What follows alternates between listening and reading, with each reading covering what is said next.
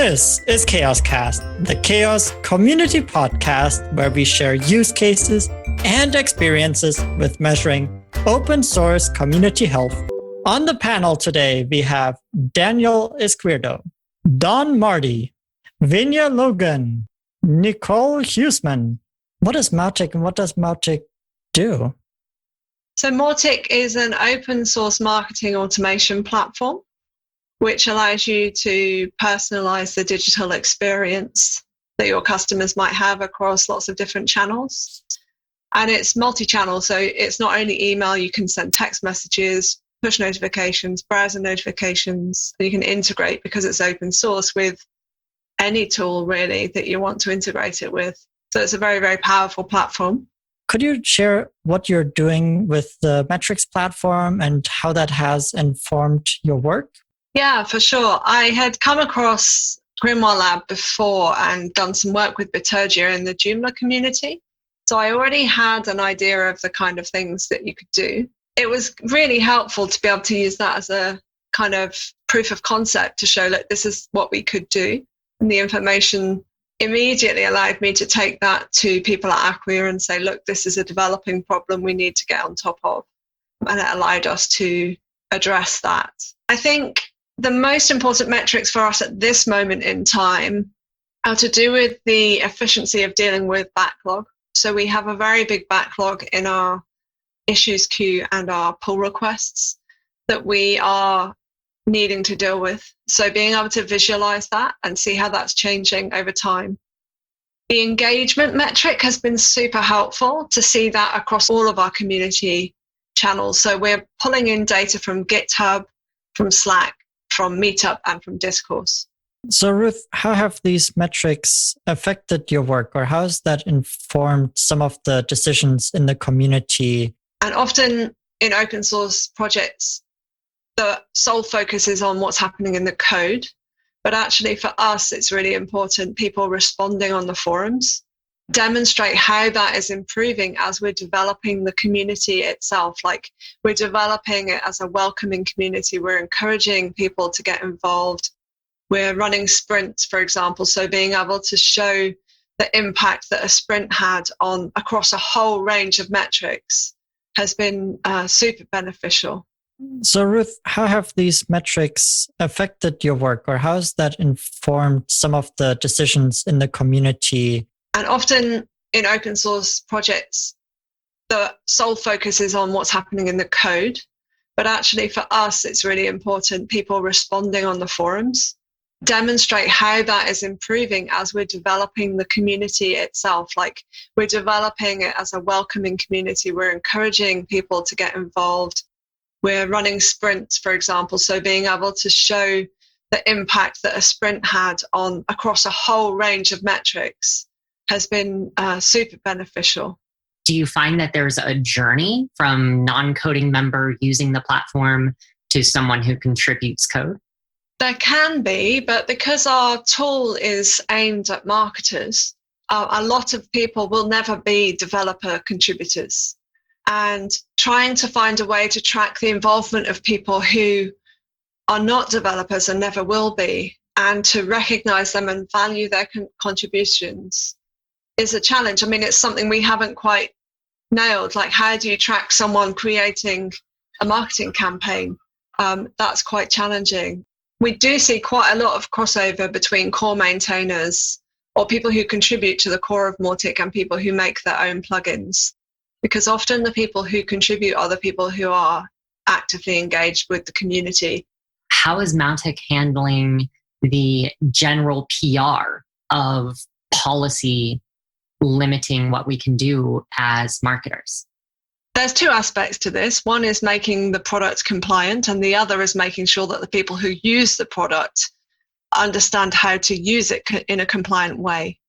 So the first option, there's a whole preference center which enables the user to decide what kind of information they want to receive, what different types of information, how frequently, through which channels. That's all built there out of the box, and all the emails have the relevant links through to the preference center. But the user has to actually build their Mautic instance in a way that supports that. And so for our perspective, it's a case of educating people on how to do that effectively.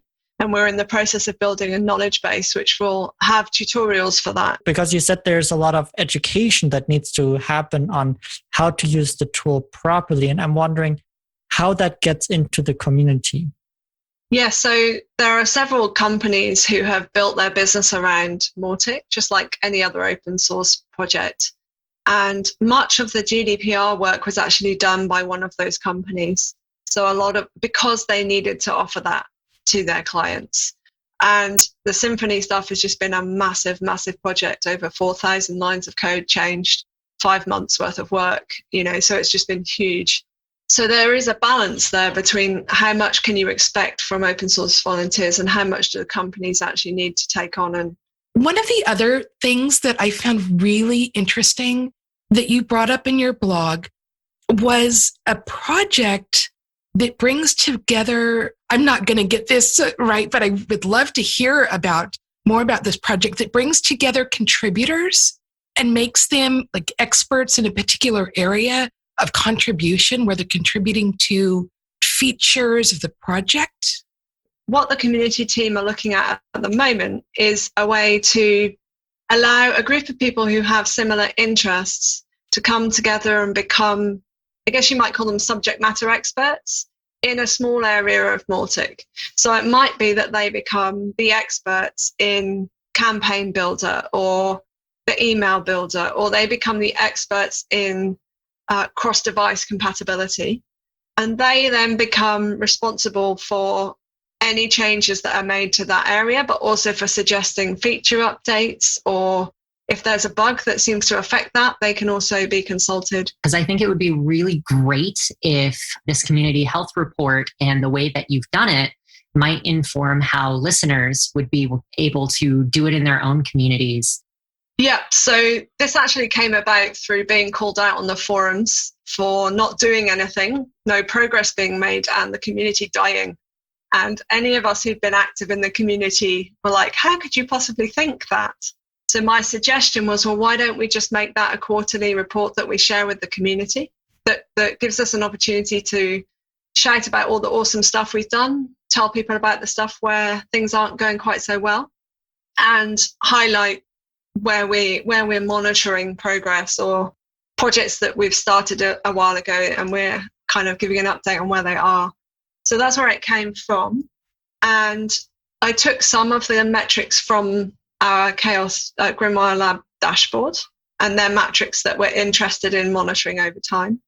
I also pulled some data out of Google Search Console, Google Analytics, that kind of information, to sort of get a sense of what people are doing when they arrive on our sites and how well they're performing, and how that is changing over time. We're looking at some of the other tools in Grimoire Lab to do sentiment analysis. So that's something that we haven't quite incorporated into our dashboard yet. But for me, that's another way of looking at how people are feeling and the communications that's happening in the community. Yeah, and I think the challenge that marketers face is the number of tools they have in their stack. And when you get a request in, often you have to run queries and export data and delete people across multiple different tools. So one of the good things with Mautic is it's integrated with a lot of things. So that might be an option to consider, is like if it's possible to use Mautic as the central hub, and when there's a request to actually do that programmatically through the API to all the tools that you're connected with, because it does connect with CRMs and various other platforms, and that you have some way of like doing it all from one place. Ruth, if someone wants to learn more about Mautic, about the community, the product, about what you do, where would you suggest people go?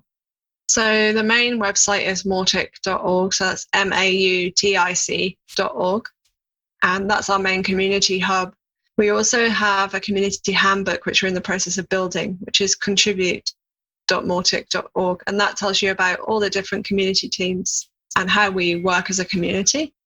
Thank you very much. Thank you, Ruth, for joining us today on CHAOSScast. Thank you to our panelists for this amazing conversation. Really great questions. Thank you to our listeners for joining us today. To stay up to date on future episodes, subscribe for free to this podcast on your favorite podcast app. Share this podcast with your friends and colleagues. If you have ideas for future episodes, topics, and would even like to come on as a guest, please email us at podcast@chaos.community. We hope you enjoyed this episode. Until next time, your Chaos Community.